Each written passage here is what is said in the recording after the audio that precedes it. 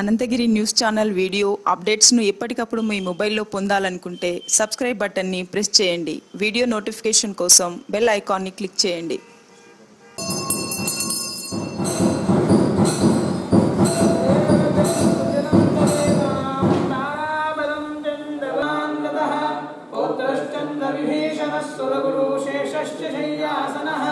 ब्रह्मांडं वरमंदिरं सुरगणं नित्यप्रदासेवका सत्रैलोक्य कुटुम्बपालनपराः कुर्यात् सदा मङ्गलं सुमुहूर्ते सावधान शुभलग्ने सावधान लक्ष्मीनारायण ध्यान सावधान सिज्ञानं दधिपायसं रुचिकरं कुम्भप्रपूर्णं जलं शङ्खं चन्दनमौक्तिकं सुमलं गोरोचनं श्रीफलं विप्रावेदविद प्रभात समये त्रौकाण्डनं व्रीडयो दूर्वाग्रं सिततण्डुला प्रतिदिनं कुर्यात् सदा मङ्गलं सुमुहूर्ते सावधान शुभलग्ने सावधान.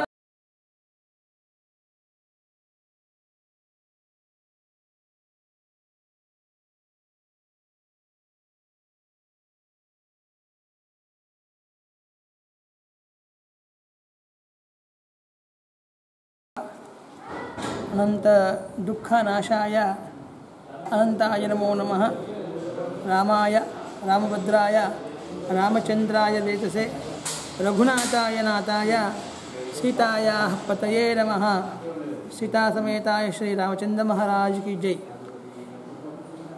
ఏనాడో త్రేతాయుగంలో జరిగినటువంటి రామచంద్ర స్వామి వారి యొక్క కళ్యాణం మధ్యలో ద్వాపరాయుగం పోయి మళ్ళీ కలియుగం ఆరంభమైనా కూడా ఇప్పటికీ మనము రామచంద్ర స్వామి వారి యొక్క కళ్యాణ మహోత్సవం చేస్తున్నామంటే ఆనాడు వారు ధర్మ ప్రతిపద ఎట్లా ఉందో ఇప్పుడు మనం కూడా ఆలోచన చేయాలి. ఎందుకంటే వారు 4 పాదాలపై ధర్మాన్ని నడిపించుకుంటూ రాజ్యాన్ని నడిపించిన అందరికీ ఆదర్శప్రాయంగా ఉన్నటువంటి వారు రామచంద్ర స్వామి వారు కనుక ఆయన యొక్క స్మరణ చేసుకుంటేనే అనేకమైనటువంటి దోషాలు పరిహారం అవుతాయి. అలాంటిది ఈనాడు ఇంత చిన్నగా ఎంతో వైభవంగా జరిగేటువంటి అనేక క్షేత్రాల్లో రామచంద్ర స్వామి వారి యొక్క కళ్యాణం సూక్ష్మంగా జరగడానికి కారణం ఏంటంటే కరోనా అనేటువంటిది ఒక మహమ్మారి వచ్చి అందరినీ బాధ పెడుతుంది కనుక ఆ కరోనాను అది ఒక రకమైనటువంటి కూడా ధర్మాన్ని ప్రతిపాదన చేసేటువంటిదే.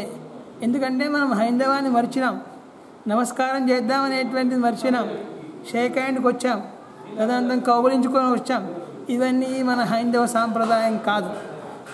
కరోనా అనేటువంటిది కూడా ఒక సృష్టినే, అది ఒక రకమైనటువంటి వైరస్ అయినా కూడా హైందవం ఇట్లా ఉంటుందిరా నాయన, హైందవంలో ఇవన్నీ ఉన్నాయి, జాగ్రత్త పడండి అని చెప్పడానికే కరోనా వచ్చినట్టు అనుకుంటున్నాను. అందుకొరకే రామచంద్ర స్వామి వారి ఆయా సమయంలో అందరూ కూడా పెద్దవాళ్ళు కనిపిస్తే నమస్కారము, చిన్నవాళ్ళు కనిపిస్తే ఆశీర్వాదం చేసేవాళ్ళు.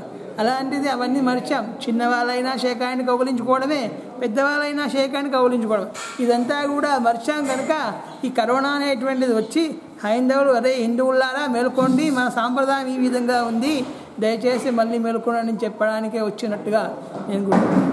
అలాంటిది ఈ రోజున రామచంద్ర స్వామి వారు ఈ యొక్క కళ్యాణ మహోత్సవం జరిపించుకున్నారు సూక్ష్మంగా. కనుక ఆ రామచంద్ర స్వామి అనుగ్రహం అందరికీ ఉండాలి. ఇదే విధంగా వచ్చి ఆ స్వామి అనుగ్రహం అందరూ పొందవలసింది.